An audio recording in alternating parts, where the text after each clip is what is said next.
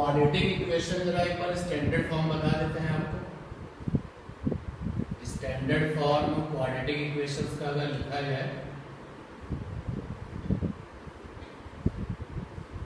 हाँ बताओ भाई इनके स्टैंडर्ड फॉर्म क्वाड्रेटिक इक्वेशंस का लिखे तो कैसा होता है? ax square plus bx plus c is equal to 0 standard form. और इसमें जो a b c है वो क्या है? कॉन्स्टेंट्स हैं, वैल्यूज हैं, और यहाँ पर जो x है वो वेरिएबल है। क्वाड्रेटिक इक्वेशन को सॉल्व करने के टोटल जो मेथड्स हैं वो कितने हैं? टोटल मेथड्स आपके हैं यहाँ पर 3 मेथड्स हैं।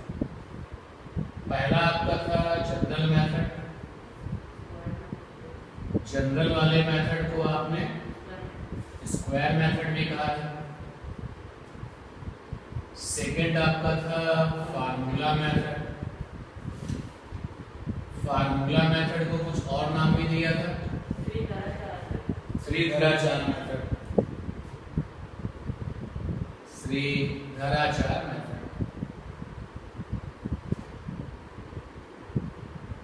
और आज हम लोग जानेंगे फैक्टराइजेशन मेथड। 3 मेथड है, हम लोग स्क्वायर मेथड कर चुके हैं, फार्मूला मेथड भी हो चुका है, फैक्टराइजेशन मेथड देखते हैं। तो फैक्टराइजेशन मेथड के स्टेप्स क्या है? फैक्टराइजेशन मेथड, इसको फॉलो करने के लिए स्टेप्स क्या है पहले वो सुन लीजिए।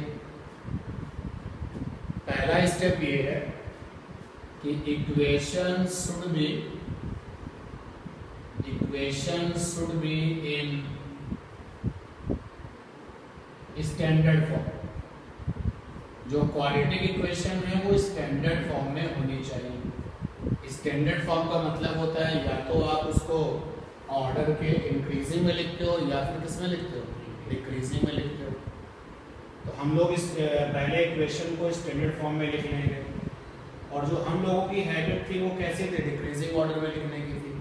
तो पहला हो गया standard should be in standard form. Second number, consider quadratic equation.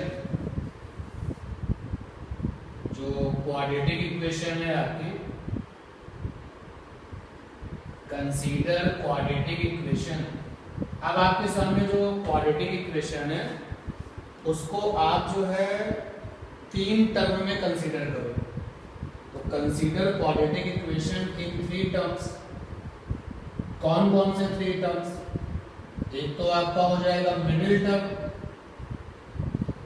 Term होगा, और मिडिल टर्म के राइट हैंड साइड में एक टर्म होगा, और मिडिल टर्म के लेफ्ट हैंड साइड में एक टर्म होगा। जैसे आप इक्वेशन लिखते हैं एक बार फिर से, ax square plus bx plus c is equal to 0। क्या ये स्टैंडर्ड फॉर्म में है? हाँ है।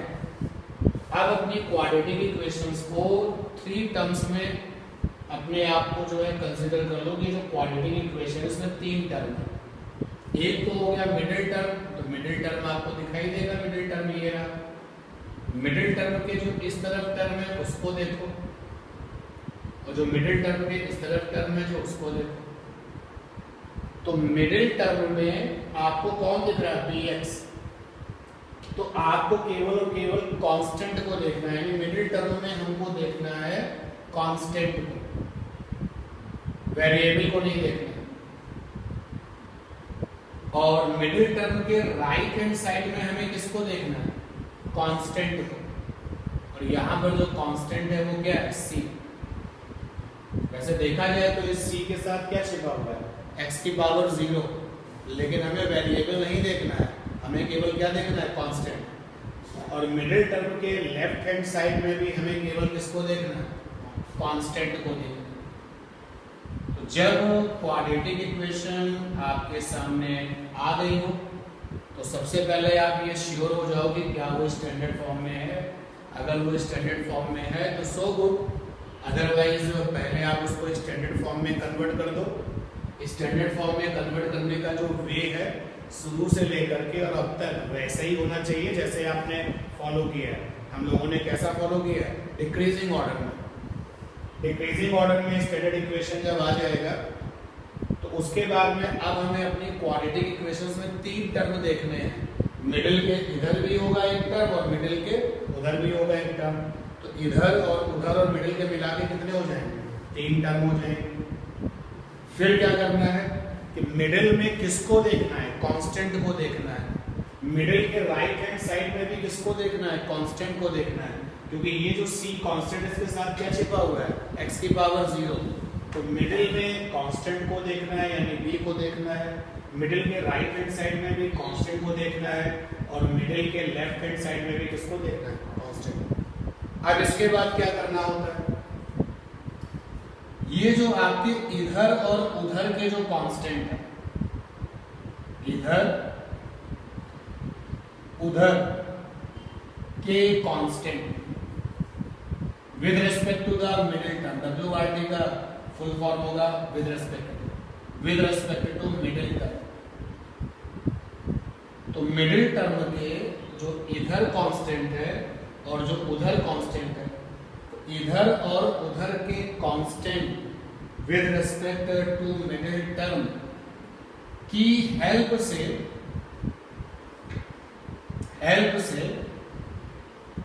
दो फैक्टर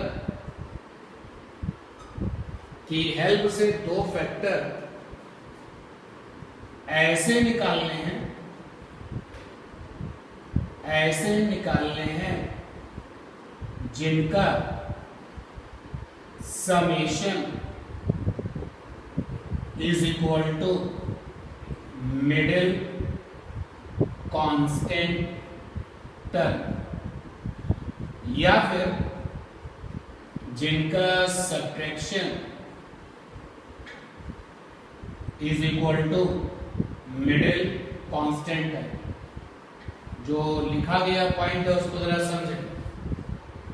जो पॉइंट लिखा गया है उसको पहले पढ़ के देखें एक बार कि जो मिडिल टर्म के विद रिस्पेक्ट टू इधर और उधर के जो कांस्टेंट है, तो इधर कांस्टेंट कौन है, a, और उधर कांस्टेंट कौन है, c।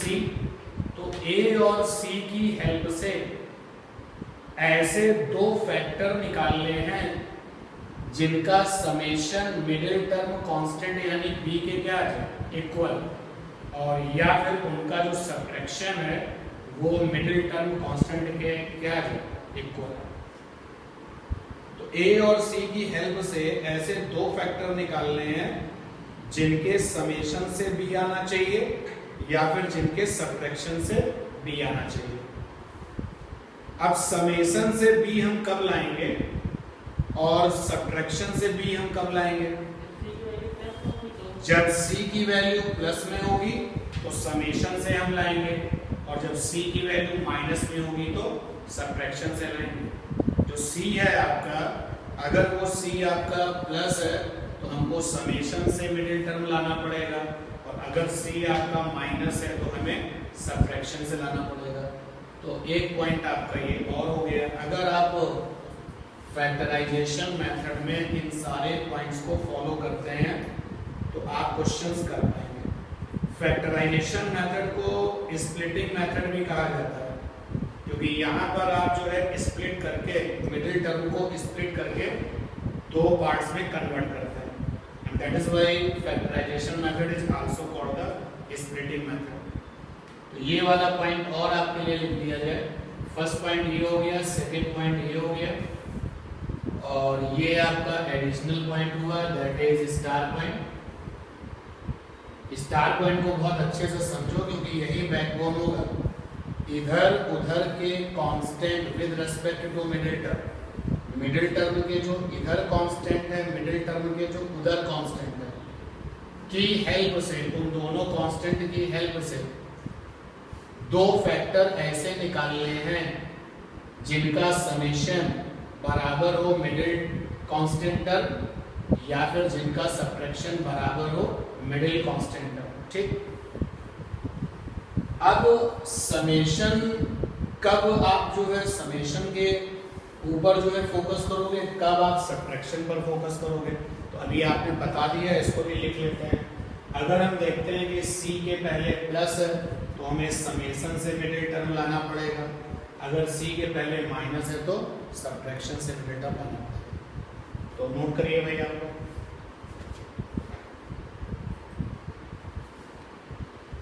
तो एक बार फिर से फटाफट रिवाइज कराते हैं। फैक्टराइजेशन मेथड को स्प्लिटिंग मेथड भी कहते हैं। प्रोसेस इसलिए जरूरी है कि 101% जैसे ही आप इस पर्टिकुलर को कंप्लीट करोगे भूल जाओगे कि यार इसका प्रोसेस था। तो फैक्टराइजेशन मेथड का फर्स्ट पॉइंट है equation should be in standard form. Second point है कि अब आपको कंसीडर करके चलना है, यानी कि क्वाड्रेटिक इक्वेशन में अब आपको कौन सा रीजन लेना है, consider the quadratic equation in 3 terms.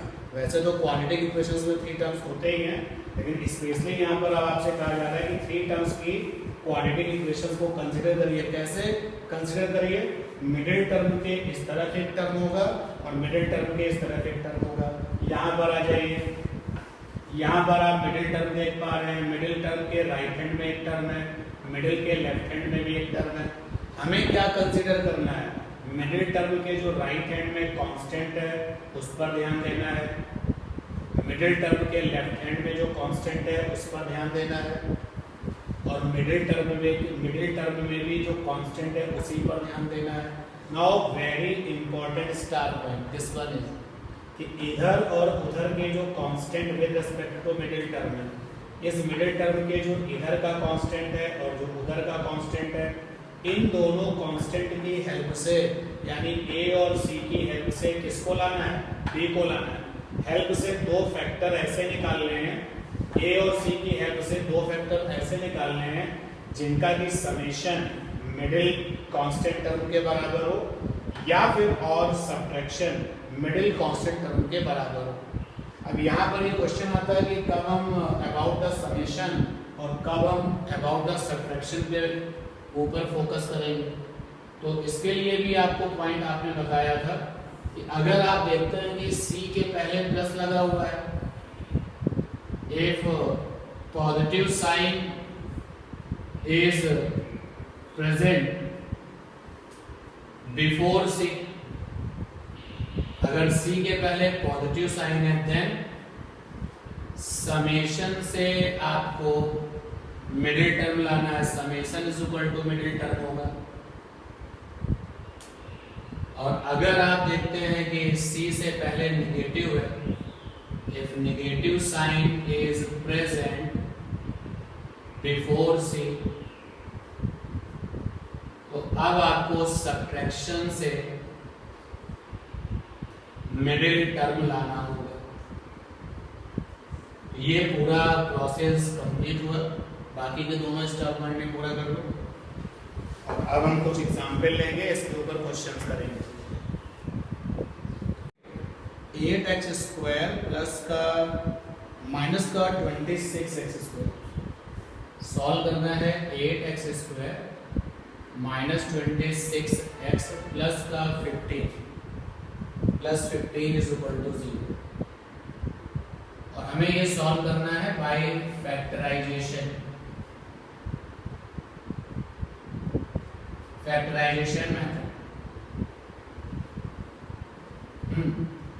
तो फैक्टराइजेशन मेथड की पहली शर्त क्या है? इक्वेशन स्टैंडर्ड फॉर्म होना चाहिए। क्या स्टैंडर्ड फॉर्म है? पहली शर्त तो ओके है भाई, स्टैंडर्ड फॉर्म में ये इक्वेशन। दूसरी शर्त क्या थी? कंडीशन नंबर 2, मिडिल टर्म क्या है? 26। यहां पर हमारे साथ डिस्कस कर लो पहले। मिडिल टर्म यहां पर कौन है? 26। मिडिल टर्म में किसको लेते हैं? कांस्टेंट को। तो मिडिल टर्म यहां पर कौन है? 26।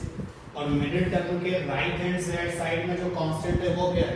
15। और मिडिल टर्म के लेफ्ट हैंड साइड में जो कांस्टेंट है वो क्या है? 8। तो इन दोनों की हेल्प से ऐसे दो फैक्टर निकालने हैं जिनका समेशन क्या होना चाहिए 26। क्यों? क्योंकि यहाँ पर जो c है, c के पहले क्या है प्लस, तो अगर c के पहले प्लस है तो समेशन करके मिडिल टर्म लाना है। तो 15 और 8 की हेल्प से ऐसे दो फैक्टर निकालिए जिनका समेशन 26 आ जाए। चलिए जरा प्राइम फैक्टर कर लेते हैं। तो 15 के प्राइम फैक्टर क्या हो गया 5 into 3 और 8 का प्राइम फैक्टर क्या हो जाएगा 2 की पावर 3, यानी कि 2 और 2 और 2 3 का। अब देखिए ऐसे दो फैक्टर निकालिए जिनका समेशन 26 है। पहले ट्राई करते हैं इसको। 3 2 जा 6, 6 2 जा 12 और 5 2 जा 10। आएगा? नहीं आएगा। फिर और ट्राई करिए। 5 2 जा 10, 10 2 जा 20 और 3 2 जा 6। आ गया? क्या आ गया 20 और 6 आ गया। तो 20 और 6 आ गया। तो यहाँ पर अब आप जो है 26 की जगह पर लिख सकते हैं 20 + 6, यानी कि 26 बराबर हो गया 20 + 6। अब ये रिप्लेसमेंट यहाँ कर दीजिए। 8x² माइनस 26 की जगह पर क्या लिख सकते हो 20 + 6। स्प्लिट कर देना है ना, तो 26 की जगह पर लिख दिया 20 + 6, साथ में x + 15 और 0। और आगे मूव करिए। 8x² माइनस का 20x माइनस का 6x प्लस का 15 = 0। बनाइए पेयर, कॉमन लीजिए। इन दोनों में क्या कॉमन है 4x कॉमन है। क्या बचेगा 2x माइनस का 5। इन दोनों में कॉमन क्या है 3, तो -3 कॉमन ले लीजिए। क्या बचेगा 2x minus 5।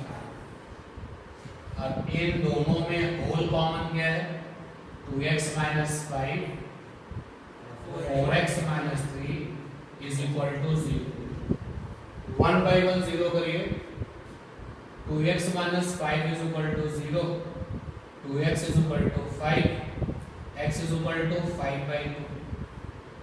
4x minus 3 = 0, 4x = 3, x = 3/4। Solution आ चुका है। x की वैल्यू है 5/2 और x की वैल्यू है 3/4। क्वेश्चन बोर्ड पर लिखा हुआ है और आगे लिखा गया है कि x belongs to n। x belongs to n आपको बताया था कि जो साइन होता है इसको पढ़ते हैं belongs, हिंदी में इसको बोलेंगे संबंधित। यानी कि ये कहना चाहता है जो x है ना वो नेचुरल नंबर से बिलोंग करता है। कैपिटल क्या होता है नेचुरल नंबर। तो नेचुरल नंबर में कौन आते हैं 1 2 3, फ्रैक्शन नहीं आता नेचुरल नंबर में। ठीक कह रहा है कि इस इक्वेशन को सॉल्व करिए जहां पर x जो है n को बिलोंग करता है, मतलब नेचुरल नंबर को बिलोंग करता है। तो x की जो वैल्यूज आएंगी उन वैल्यूज में हमें केवल उन x की वैल्यूज को काउंट करना है जो कैसे हैं नेचुरल नंबर है। स्प्लिटिंग मेथड से, फैक्टराइजेशन मेथड से सॉल्व करना है। बताइए भाई पहला स्टेप क्या है स्टैंडर्ड फॉर्म है क्या स्टैंडर्ड फॉर्म है पहला स्टेप। और ये यहाँ पर ओके है 3x² माइनस का 14x प्लस का 8 = 0। स्टैंडर्ड फॉर्म ओके है। दूसरा स्टेप क्या था स्टेप नंबर 2, जो मिडिल टर्म है वो कौन है 14। तो मिडिल टर्म यहाँ पर है 14। मिडिल टर्म के जो उस तरफ है वो क्या है 8 और मिडिल टर्म के इस तरफ जो है वो क्या है 3। तो 8 और 3 की हेल्प से ऐसे दो फैक्टर निकालने हैं जिनका की समेशन क्या हो जाए 14। क्यों? क्योंकि अगर c के पहले प्लस है तो समेशन से बात बनेगी, अगर c के पहले माइनस है तो सब्ट्रैक्शन से बात बनेगी। चलिए मैं कोशिश करता हूँ, प्राइम फैक्टर करता हूँ इसका 2 × 2 × 2 8 का। तो मतलब क्या विषय बताया आपने 12 + 2 चेक करते हैं।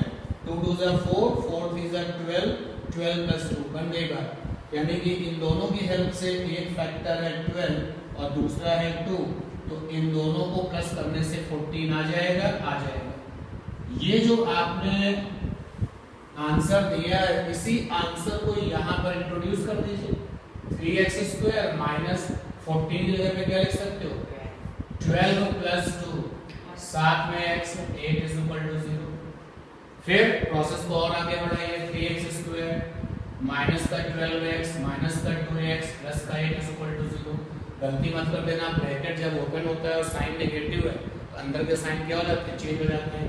पेयर बनाइए इन दोनों के पेयर में, इन दोनों के पेयर में क्या कॉमन है, इन दोनों के पेयर में 3x कॉमन है x माइनस 4, इनमें क्या कॉमन है माइनस का 2 कॉमन है x minus 4 is equal to 0। Whole common क्या हुआ x minus 4 3x minus 2 is equal to 0। अगर x minus 4 is equal to 0 x की वैल्यू 4 हो गई और अगर 3x minus 2 is equal to 0 तो x की वैल्यू 2/3 हो गई। अब देखिए बाउंडेशन हमारे ऊपर लगी हुई है कि x जो है वो किससे बिलोंग करता है n से, नेचुरल नंबर से, और नेचुरल नंबर में फ्रैक्शन तो आता नहीं है, इसलिए इस वाली प्रॉब्लम का ये आंसर तो होगा लेकिन ये वाला आंसर नहीं होगा क्योंकि 2/3 कैसा नंबर फ्रैक्शन, और नेचुरल नंबर में फ्रैक्शन नहीं आते। ठीक है, online candidates any doubt online? Hello, हाँ कोई डाउट है? चलिए नेक्स्ट क्वेश्चन करते हैं। मैं फिर से बता दूं, इंपॉर्टेंट आंसर नहीं है, मेरे लिए इंपॉर्टेंट क्या है प्रोसेसिंग। अगर प्रोसेसिंग आप बार बार फॉलो करोगे तो ये फिर भूलेगा नहीं, अगर आप प्रोसेसिंग गड़बड़ करोगे तो ये 100% भूल जाएगा। चलते हैं अगले क्वेश्चन पर, फैक्टराइजेशन मेथड से क्वेश्चन सॉल्व करते हैं। 6x² माइनस का √2x माइनस 2, 6x² माइनस का √2x, 6x² माइनस का √2x माइनस का 2 इज इक्वल टू 0। सॉल्व करना है बाय द फैक्टराइजेशन मेथड, और इस तरीके की अब कोई बाउंडेशन नहीं है कि x किसको बिलोंग करता है। 6x² माइनस का √2x minus 2 is equal to 0। Factorization method is also called the splitting method. अब हम स्टेप जो है अपने माइंड में रखते हैं। ठीक, अभी तक हम स्टेप लिख रहे थे लेकिन अब 2 क्वेश्चन कर चुके इसलिए स्टेप्स माइंड में।